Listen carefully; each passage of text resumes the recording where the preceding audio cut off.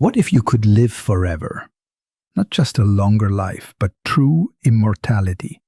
Endless days stretching into an infinite horizon with no final curtain call. It sounds like a dream, doesn't it? But here's the unsettling question we need to ask. Would your life still mean something if it never ended? Today, we're diving deep into one of philosophy's most profound paradoxes. Death terrifies us. We spend our entire existence running from it, fighting it, denying it. Yet, could it be that death is the very thing that gives our lives meaning? That without it, we'd be trapped in an existence more hollow than we can imagine. Welcome back to the channel. If you're new here, we explore the big questions that keep you up at night. And trust me, this one will. Let's begin. Let's start with something we all know but rarely confront. We're going to die. You, me, everyone watching this video. It's the one appointment none of us can cancel. The ancient Greeks had a word for this awareness. Memento mori. Remember that you will die. The Stoic philosophers like Marcus Aurelius didn't see this as morbid. They saw it as liberating. Marcus Aurelius wrote in his Meditations, "You could leave life right now.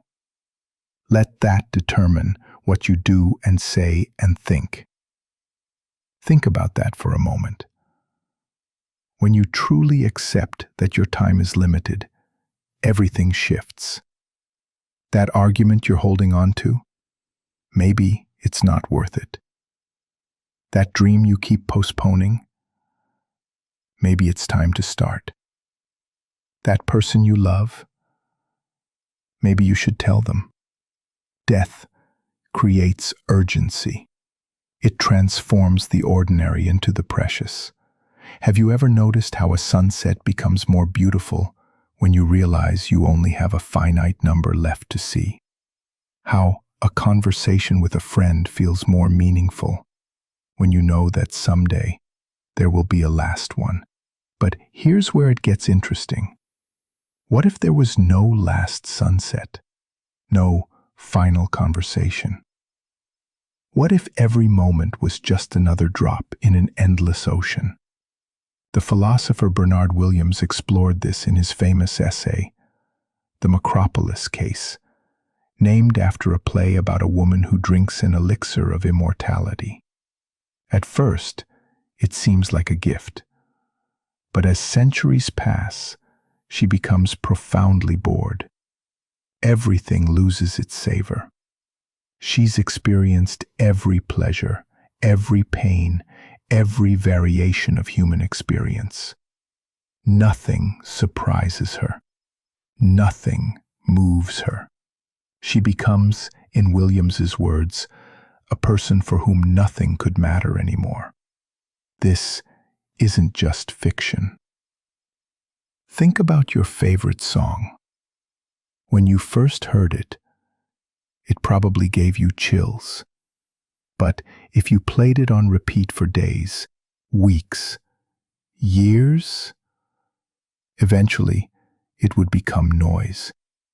Now imagine that with everything, every experience, every relationship, every accomplishment.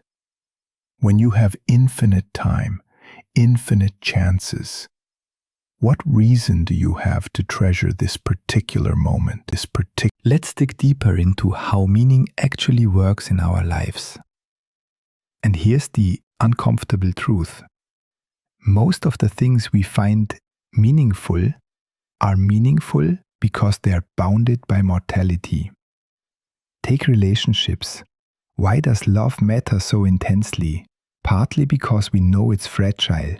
We know that this person won't be in our lives forever, whether through death, distance, or the simple changes that time brings. This creates something philosophers call existential weight. We care because it can be lost. The existentialist philosopher Martin Heidegger argued that our being toward death, our awareness of mortality, is what allows us to live authentically. When we truly grasp that our time is finite, we stop sleepwalking through life.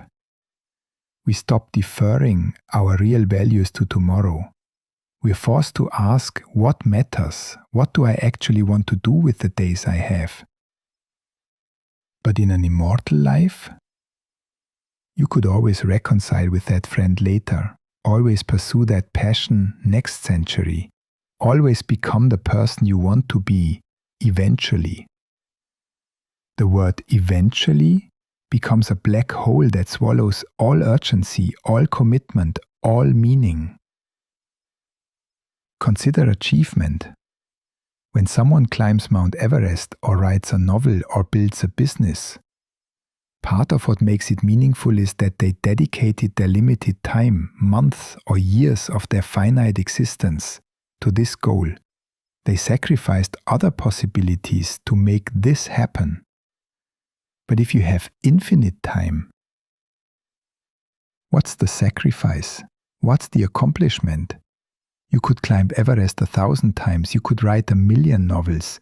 When everything is possible, does anything matter? The ancient philosopher Epicurus approached this from another angle. He argued that death shouldn't frighten us because when we exist, death is not yet present. And when death is present, we no longer exist. But he understood something crucial, that the finite nature of life is what makes pleasure pleasurable. A feast matters because hunger exists. Rest matters because exhaustion exists. Life matters because death exists. Think about your own life for a moment. What are you most proud of? But let's be fair. Not every philosopher agrees that death is necessary for meaning. Let's examine the counter-arguments.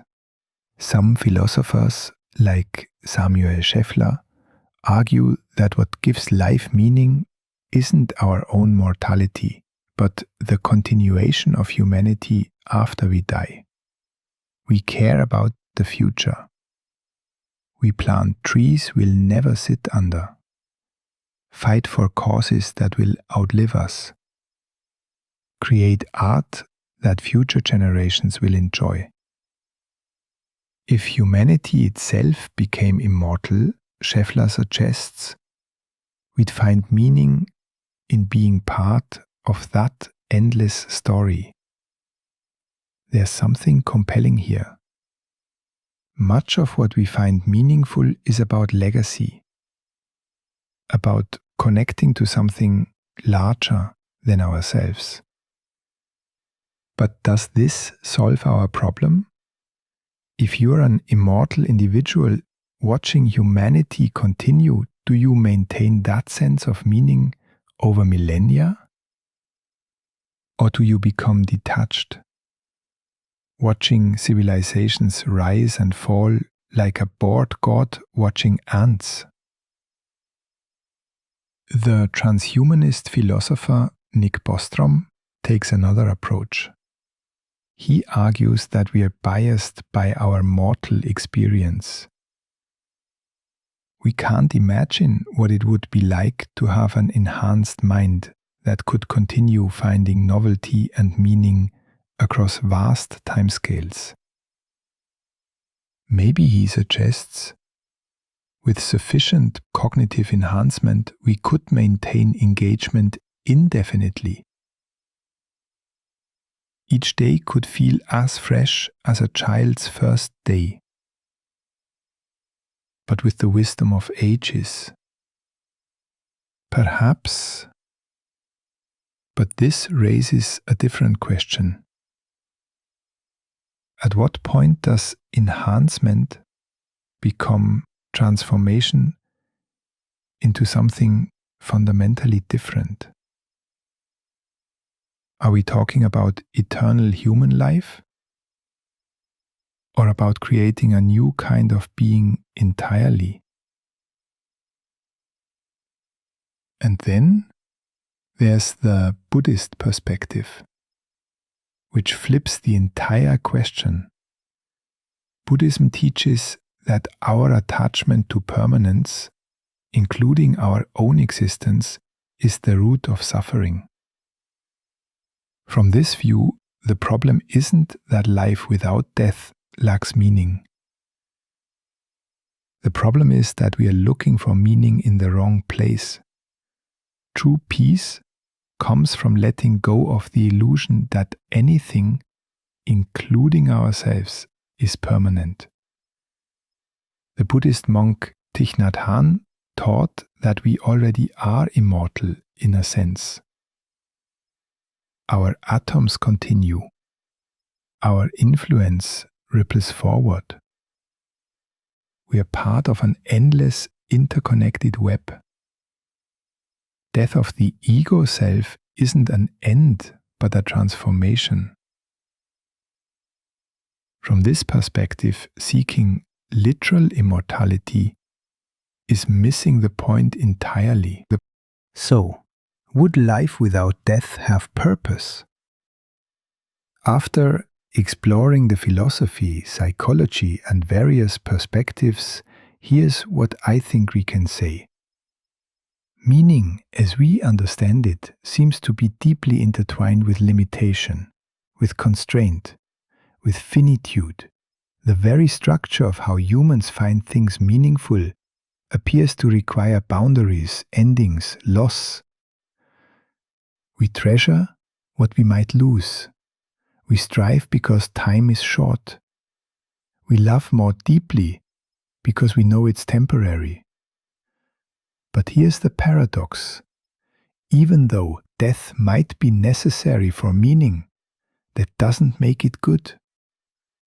It doesn't mean we should celebrate it or stop fighting to extend healthy human life.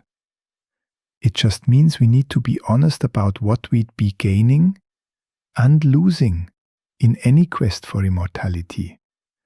Maybe the question isn't whether we should pursue immortality, but rather, how can we live now with the time we have as if it matters? Because whether or not death gives life meaning, your awareness of death can give your actions urgency. You have somewhere between 0 and, if you're very lucky, a few decades left. That's it.